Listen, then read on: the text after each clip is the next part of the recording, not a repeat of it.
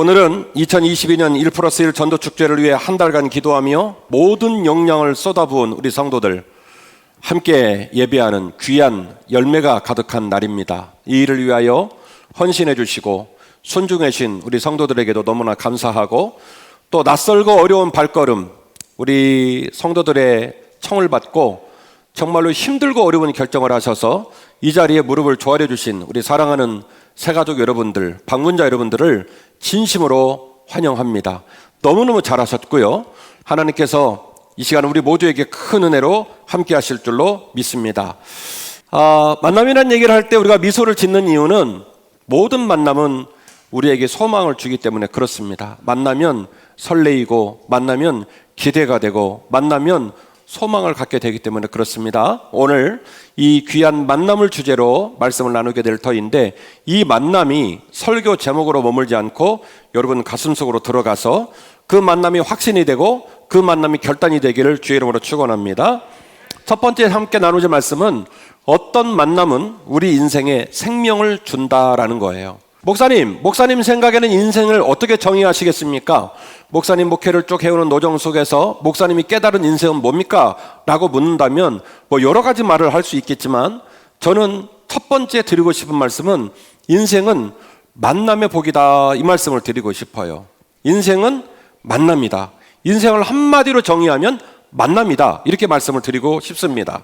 잘 먹고 잘 배우고 잘 크고 돈이 있으면 인간이 행복하고 나름대로의 삶의 보람을 느낄 것처럼 보이지만, 제가 50여 년의 인생을 살아오면서 목회를 한 25년 정도 해오면서 깨닫게 되는 것은, 우리가 수고하고 애쓰고 몸부림치는 것보다도 만남이 훨씬 더 중요하더라는 거예요. 여러분, 만남은 얼마나 우리에게 중요하냐면, 우리에게 너무너무 중요한 만남, 복되고 좋은 만남이 있으면요, 그 만남이 우리 인생에 엄청난 변화를 가져옵니다. 그리고 뿐만이 아니라 그 만남이 평생토록 영향을 줘요. 이 이야기를 거꾸로 말씀을 드리면, 까딱 잘못 만나면 그 잘못 만남으로 말미암아 인생이 굴곡진 어려움을 경험하게 되고, 또 그 데미지도 평생의 인생 속에서 영향을 주더란 말이죠. 그래서 만남은 매우 중요합니다. 제가 생각하는 가장 완벽한 인생은 그래서 만남의 복에서 시작되고 만남의 복에서 끝이 난다, 이렇게 말씀을 드리고 싶어요. 그렇다고 해서 제가 좀 비겁하냐? 안 그래요. 열심히 살아요. 그런데 아무리 열심히 살아본들, 제가 목회를 하면 할수록 느끼는 건 뭐냐면, 우리가 수고하고 애쓰는 것보다 더 중요한 게 뭐냐면 뭐라고요? 만남이더라는 거예요. 좋은 만남, 너무너무 소중한 만남은 그 만남을 통하여 우리의 삶을 너무너무 풍요롭게 하고 우리의 삶의 마지막까지도 너무나 거룩하고 행복한 영향을 주더라는 거예요. 그래서 만남이 너무 중요하다, 이 말씀을 드리고 싶은 거죠. 만남이라는 것, 그 인생의 목회 도정에 저에게는 너무너무 소중한 가치로 다가왔습니다. 정리를 해드린다면 이러네요. 부모와의 만남은 우리에게 삶을 생각할 수 있는 시작을 선물로 줍니다. 동의하시죠? 우리 부모님이 계시지 않았다면, 우리 부모님이 나를 가슴에 품지 않았다면 우리는 삶을 시작조차도 못 해봤을 거예요. 나라는 존재가 이 세상에 있는 것은 내 부모님이 주신 선물이구나. 부모님이 계시지 않았다면 나는 삶을 시작조차도 못 해봤을 겁니다. 선생님과의 만남은 인생을 살아낼 수 있는 지식을 선물로 주는 귀한 만남입니다.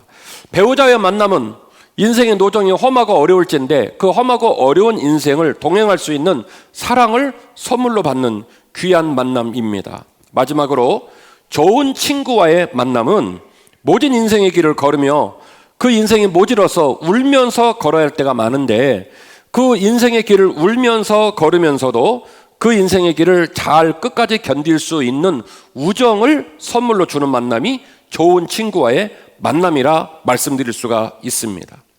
자, 예수님은 여러분에게 어떤 분이신가요? 제가 여러분에게 예수님이 어떤 분입니까? 라고 묻는다면 오늘 찬양을 잘해주신 할렐루야 찬양단은 구주이십니다. 챔버는 스승님이십니다. 우리는 그분의 제자입니다. 신앙생활 오래 한 분들은 아마도 주님에 관하여 여러 가지 얘기를 할 수 있을 것 같아요. 오늘 여기에 이제 이렇게 스티커를 붙이고 오신 분들은 여러분 혹시 예수님 아세요? 라고 여쭤보시면 어딘가 들은 적은 있으니까 예수님은 사랑이십니다 이렇게 말씀할 수도 있을 거예요. 그래요. 예수님에 관하여 구주십니다, 선생님이십니다, 또 뭐 사랑이십니다, 여러 가지 얘기를 할 수 있겠습니다만은 제가 오늘 여러분에게 소개하고 싶은 예수님과 우리의 만남을, 예수님과 우리의 만남의 지위, 예수님과 우리의 만남의 강도, 그 만남의 강도를 설명함에 있어서 제가 오늘 여러분에게 소개하고 싶은 단어는 친구라는 단어입니다. 예수님은 우리의 친구 되신 줄로 믿습니다. 요한복음 15장 13절 말씀인데요, 사람이 친구를 위하여 자기 목숨을 버리면 이보다 더 큰 사랑이 없다. 주님이 이렇게 말씀하셨어요. 사람이 친구를 위하여 자기 목숨을 버리면 이보다 더 큰 사랑이 없다. 이 문장이 이해되시나요? 이해 안 될 거예요. 뭐 한다고 친구를 위해 죽는데? 웬 오바야. 이럴 수 있죠. 그리고 내가 너희를 친구로 부른다, 너희는 나의 친구다라는 말, 그렇게 우리에게 썩 감격스럽지 않아요. 왜요? 현대를 살아가는 우리에게 친구라는 단어는 무지하게 흔한 단어입니다. 웬만하면 친구 틉니다. 웬만하면 카카오톡으로 연결되고 페이스북에 연결되어 있으면 그 사람 내 친구라고 소개합니다. 그래서 친구란 말이 되게 흔하지요. 자, 예수님 시대로 돌아가 볼까요? 예수님 시절은요, 이른바 하이라케라고 하는, 인간이요 품질이 쫙 이렇게 높낮이로 돼 있어요. 맨 위에 로마의 시저가 있고, 그 다음에 이스라엘을 통치하고 있는 로마 군인들이 있고요, 그 밑에는 유대의 지도자들이 있습니다. 뭐 대제사장, 율법사, 바리새인 지도자들이 있고, 또 민족을 배신하는 서기관들은 돈에 미쳐가지고 민족들 다 버리고 지들끼리 친하게 지냅니다. 서기관과 죄인들이 또 층을 이루고 있고, 그 밑에 양민들이 있고, 양민들 밑에 누가 있냐면 종이 있어요. 종과 양민의 비율은 3분의 1 대 3분의 2입니다. 제가 일전에 사도 바울의 서신서를 강의할 때도 말씀을 드렸지만, 각 지역의 종의 비율은 주인 비율의 3분의 2. 그러니까 주인 되는 양민들이 30%면 종들은 60% 정도 되는 거예요. 그렇게 종들이 많아요. 종들은 사람이 아닙니다. 종들은 주인이 필요하다면 팔 수도 있었고, 심지어 종이 주인을 배신하면 죽일 수도 있었습니다. 종은 사람도 아니에요. 그래서 예수님이 활동하실 시절에 친구라는 단어는 몹시도 생경한 단어이고, 그 단어의 용처가 되게 한정적입니다. 아무나한테 친구란 말을 쓰지 않습니다. 친구, 지금 현대인들처럼 흔히 쓰는 말이 아닙니다. 따라서 우리는 요한복음 15장 13절 말씀을 읽으면서 친구라는 단어가 딱 우리에게 다가왔을 때 뭐래? 이렇게 다가오지만, 주님이 그 단어를 쓰셨던 것은 굉장히 호흡을 깊이 들여마시고 어렵게 하신 말씀이에요. 현대 눈으로 읽는 친구라는 단어가 아닙니다. 흔히 쓸 수 있는 단어가 아닙니다. 친구라는 단어가 몹시도 한정적으로 사용되고 있을 때였다라는 거죠. 사람이 친구를 위하여 자기 목숨을 버리면 이보다 더 큰 사랑이 없다. 주님 말씀하십니다. 내가 너희를 종으로 여기지 않고 이방인으로 여기지 않고 내 친구로 여길게. 그리고 그 친구를 위해 줄 수 있는 친구를 향한 사랑의 강도를 어떻게 설명하냐면, 내가 필요하다면 너희들을 위해 죽을게. 그렇게 얘기하는 거예요. 여러분, 여쭤볼게요. 친구를 위해 돌아가실 수 있습니까? 아마도 다른 분들도 마음은 똑같을 거예요. 웬 오발에 친구를 위해 죽게. 제가 어렸을 때, 우리 교인들은 잘 아시지만 초등학교도 가기 전에 칠보 운암발전소 그 파란 불이 내려가는 그 강 위에 쉬를 하다가, 나무라지 마세요, 미취학 아동이니까, 그 다리 위에서 쉬를 하다가 친구가 툭 쳐가지고 그 밑으로 떨어져가지고 바닥에 머리를 부딪혀서 이마가 다 터지고, 그리고 그냥 익사 상태로 떠내려 내려가는 그 와중에 아들이 떠내려 내려간다는 얘기를 들은 아버지께서 맨발로 또 오늘 가로질러 와서 그 강에 뛰어들어서 저를 구하셨어요. 그 구하는 과정에 깨진 유리병을 밟으셔가지고 바닥에 신경과 혈관이 다 터져가지고 제가 아니라 아버지가 돌아가실 뻔했죠. 아버지는 말합디다. 나 너 죽었으면 못 산다. 피 아니라 피 할아버지가 나와도 너 살렸으니까 됐지. 나 너 죽었으면 못 산다. 그게 누구의 마음이에요? 그게 바로 아버지의 마음이에요. 친구를 위해 죽는다? 무슨 말도 안 되는 소리를 하십니까? 말 안 되죠. 근데 예수님은 왜 그런 말씀을 하셨을까? 사람이 친구를 위해 목숨을 버리는 것보다 더 큰 사랑이 또 있는 줄 아느냐?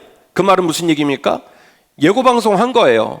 내가 너를 위해 뭐 하겠다? 죽겠다. 이 얘기를 하신 거예요. 필요하다면 내가 너를 위해 내 목숨을 내놓겠다라고 얘기를 하신 거예요.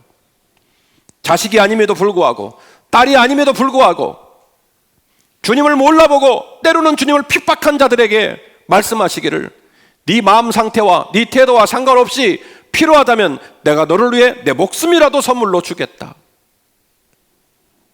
15절 말씀, 이제부터 너희를 종이라 하지 아니하노니 종은 주인이 하는 말을 알지 못함이니라. 너희를 친구라 하였노니 내가 아버지께서 들은 것을 다 너희에게 알게 하였습니다. 너희가 나를 택한 것이 아니요 내가 너희를 택하여 세웠나니 이는 너희로 가서 열매를 맺게 하고 또 너희 열매가 항상 있게 하여 내 이름으로 아버지께 무엇을 구하든지 다 받게 하려 함이라. 내가 이것을 너희에게 명함은 너희로 서로 사랑하게 하려 함이라. 아멘. 할렐루야. 저는 어젯밤에 잠을 한 잠도 못 잤어요. 설교만 7번 했어요. 걱정되고 기대되고 두렵고 떨리고 막 그러면서 하룻밤을 지냈어요. 어제 하루 종일 우리 목회자들과 사역자들과 여러 번 만날 준비를 하면서 얼마나 긴장을 하고 최선을 다했나 몰라요. 지하 식당복까지 다 씌워가지고 르네상스 호텔처럼 해놨어요. 오시는 분들 행복하게 모시고 싶다, 그 마음 한 마음으로 여러분 만나는 마지막 순간까지 떨리는 모습으로 준비했어요.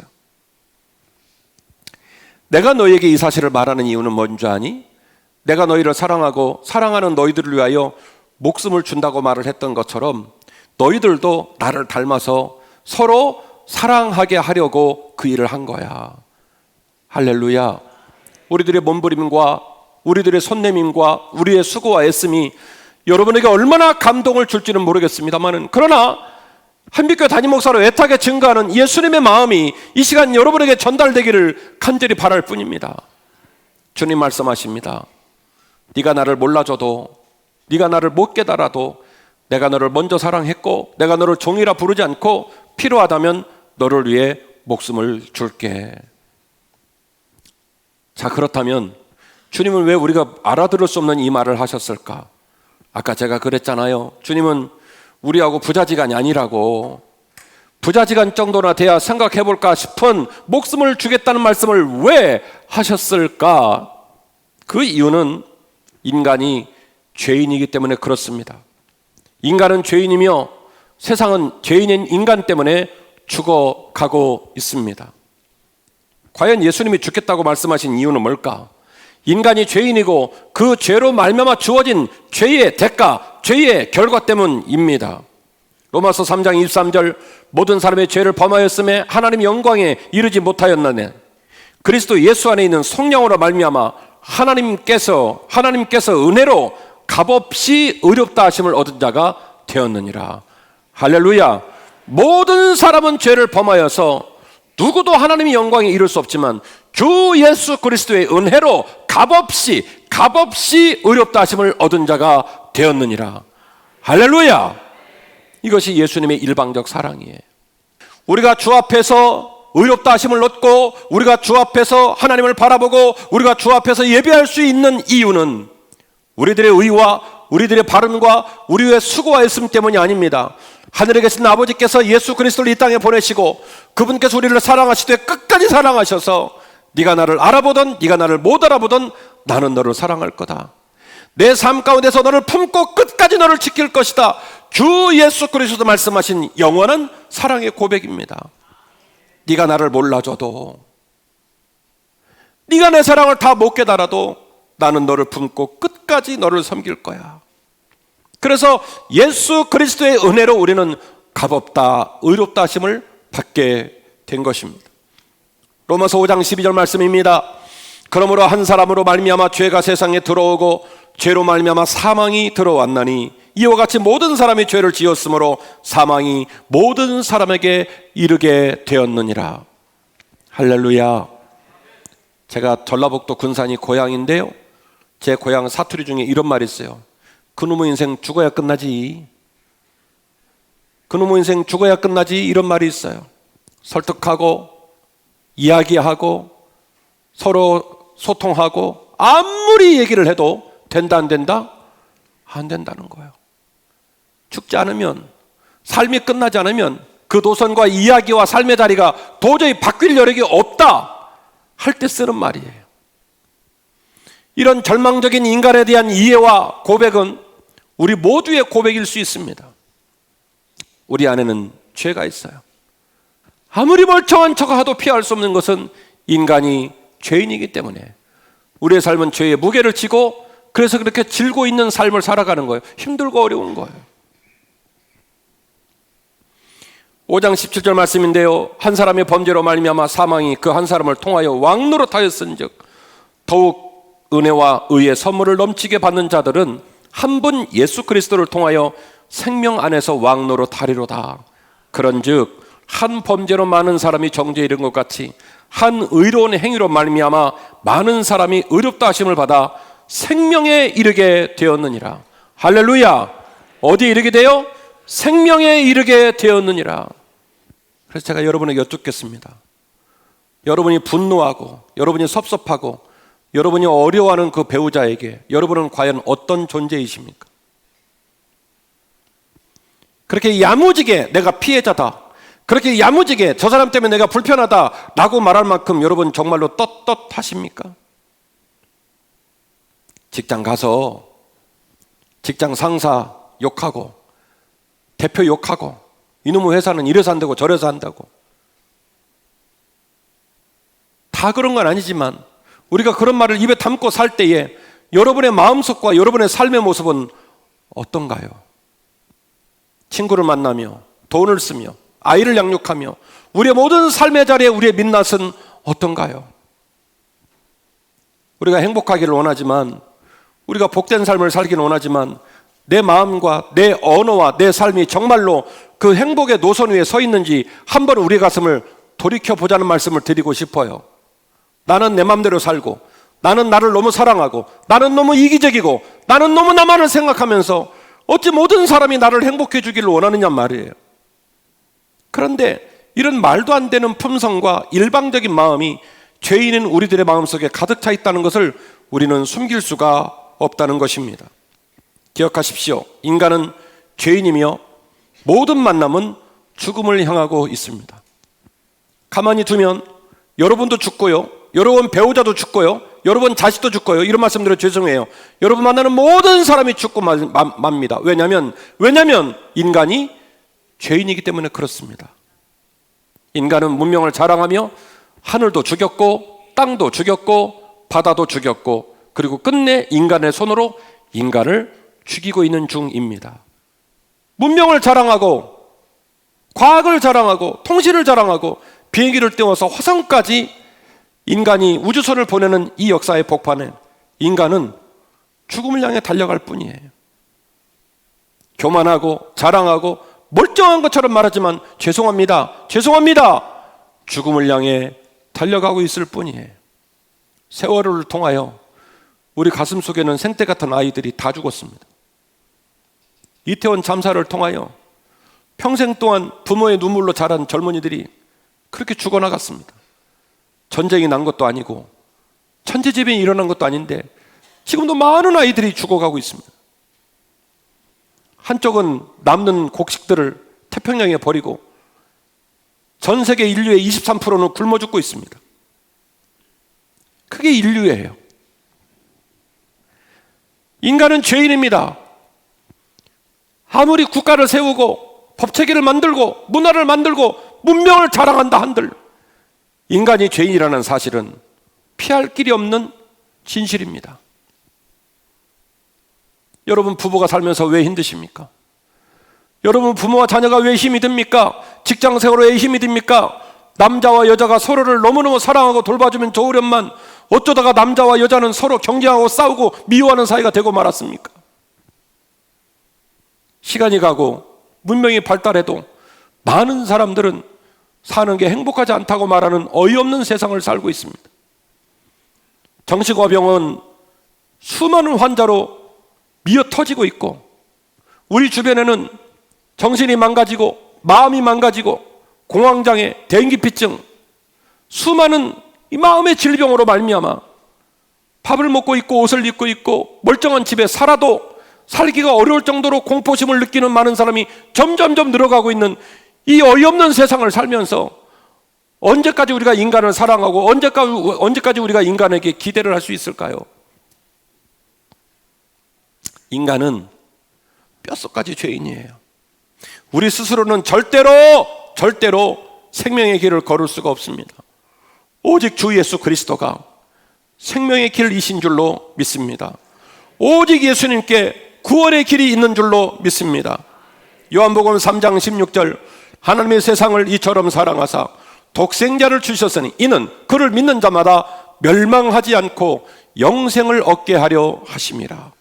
하나님이 그 아들을 세상에 보내신 이유는 세상을 심판하려 하심이 아니요 그로 말미암아 세상이 구원을 받게 하려 하심이라. 할렐루야. 하나님이 세상을 이처럼 사랑하사 독생자를 보내셨어요. 그리고 그 독생자 예수 그리스도께서 우리를 위해 죽기까지 순종하셨어요. 여러분, 우리가 들어서 알고 있는 어떤 신이 인간에게 내가 너를 위해 목숨 줄게, 내가 너를 친구로 여기고, 여러분, 우리가 들었던 어떤 신이 인간을 감히 신 옆에 있는 인간을 친구로 격상을 시키는 신이 어디 있습니까? 그리고 말하기를 내가 너를 친구로 부르는 이유가 있는데 내가 너를 친구로 불러서 너를 위해 대신 죽으려고 친구라고 부른 거야. 내가 너 오늘 이후로 친구라고 부를게. 그리고 필요하다면 너를 위해 죽을게 라고 말하는 신이 어디 있냔 말이에요. 주님께서 당신의 사명을 그렇게 표현하시고 당신의 그 길을 걸어가신 이유는 하나입니다. 당신의 아버지, 하늘에 계신 아버지께서 예수 그리스도를 죽음의 목적을 가지고 이 세상에 보내신 거예요. 아들아, 네가 가서 죄로 말미암아 죽을 수밖에 없는 인류를 위하여 네 목숨을 대속의 제물로 주고 그 백성을 살리라. 그래서 하나님께서 세상을 이처럼 사랑하사 독생자 예수를 보내신 거예요. 그러면 당사자인 주님은 뭐라고 말씀하셨을까요? 요한복음 14장 6절 말씀인데요, 예수께서 말씀하셨습니다. 내가 곧 길이요 진리요 생명이니 나로 말미암지 않고는 아버지께로 올 자가 없느니라. 할렐루야. 내가 곧 길이요 진리요 생명이니 나로 말미암지 않고는 아버지께로 올 자가 없다. 제가 얼마나 바본 줄 아십니까? 예배당이 꽉 차서 앉아있고 여러분 가슴에 이렇게 스티커를 붙이고 앉아있는 생전 처음 보는 여러분을 보면서 지금 가슴이 벌렁벌렁해요. 너무 좋아요. 요즘 같은 시절에 기독교가 개독교다 어쩌다 이런 말을 하는 이 시절에, 코로나가 아직도 끝나지도 않은 이 시절에 오란다고 오신 여러분들은 기적이요. 그래서 너무 귀한 거예요. 그리고 제 가슴 속에 있는 살아계신 예수님, 제 인생을 지금까지 이끌어주신 예수님, 앞으로도 이끌어가실 예수님, 그 예수님이 여러분 가슴 가운데 들어가기를 간절히 원할 뿐입니다. 내가 곧 길이요 진리요 생명이니 나로 말미암지 않고는 아버지께로 올 자가 없다. 로마서 10장 9절 말씀입니다. 네가 만일 너의 입으로 예수를 주로 시인하면 또 하나님 아버지께서 그를 죽은 자 가운데 살리신 것을 네 마음속에 믿으면 너는 구원을 받게 될 것이다. 사람이 마음으로 믿어서 의에 이르고 입으로 시인하여 구원에 이르게 되는데 성경이 이르되 누구든지 그를 믿는 자는 부끄러움을 당하지 아니하리라 말씀하셨기 때문이다. 유대인이나 헬라인이나 차별이 없음이라 한무지신 주께서 모든 사람의 주가 되사 그를 부르는 모든 사람을 부유하게 하시는도다. 누구든지 주의 이름을 부르는 자는 구원을 받으리라. 할렐루야. 누구든지 주의 이름을 부르는 자는 구원을 받으리라. 할렐루야. 할렐루야. 누구든지 주의 이름을 부르는 자는 구원을 받을 것이다. 우리의 마음가운데 신락 같은 믿음이 생기고 기대가 생기고, 저 얼굴이 큰 목사가 지금 긴장해서 막 저렇게 설교를 애타게 하는데 저분 가슴 속에 있는 예수님이 어떤 모습일까? 내가 이 교회를 다니면서 저분이 저렇게 애달파하는 그 예수님 만날 수 있을까 하는 이 기대가 들으셔서 그 주 예수 그리스도의 이름이 여러분 가슴 속에 들어갈 수만 있다면 주 예수 그리스도를 부르는 자는 반드시 구원을 받게 될 줄로 믿습니다. 주님께 우리의 마음을 맡기고 주님께서 우리의 남은 삶을 이끌어 가실 때 우리는 생명의 길을 걷게 될 줄로 믿습니다. 수고하고 무거운 짐진 자들아 다 내게로 오라. 내가 너희를 쉬게 하리라. 나는 마음이 온유하고 겸손하니 나의 멍에를 메고 내게 배우라. 그리하면 너희 마음이 쉼을 얻으리니 이는 내 멍에는 쉽고 내 짐은 가볍기 때문이다. 할렐루야. 사랑하는 딸아, 사랑하는 아들아, 왜 벌판에서 너 혼자 짐을 지고 난리를 치고 있니? 수고하고 무거운 짐진 자들아 다 내게로 오거라. 내가 너희를 쉬게 할 것이다.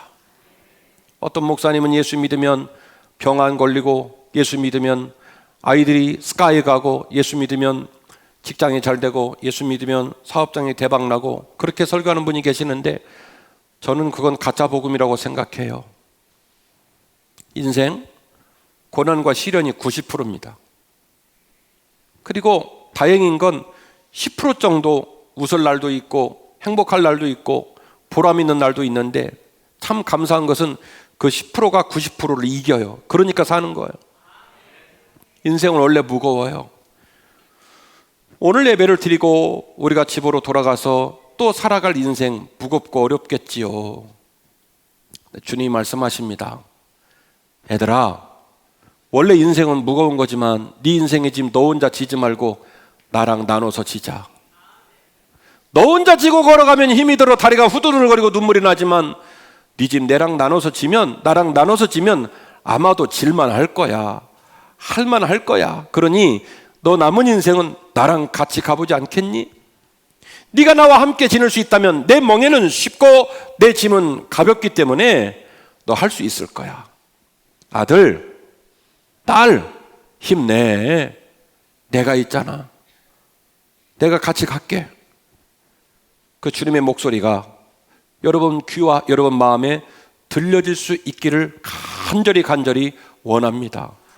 그리고 그 예수님의 부름과 그 예수님의 약속처럼 주님이 우리를 누구라고 부른다고요? 친구라고 부른다. 제가 오늘 뭐라고 서두에 시작했냐면 인생의 제일 중요한 게 뭐라고요? 만남. 그래서 주님을 만나십시오. 그리고 주님께서 여러분을 친구라 부르시는 그 목소리를 들으십시오. 내가 너를 위해 목숨을 줄 것이고, 그리고 남은 인생 너 혼자 가지 말고 어떻게 하자고요? 나하고 같이 가자. 내가 네 짐을 나눠 질게. 내 짐은 쉬워. 내 멍에가 가벼워. 그러니 나랑 같이 가자. 그러면 얼마든지 해낼 수 있을 거야.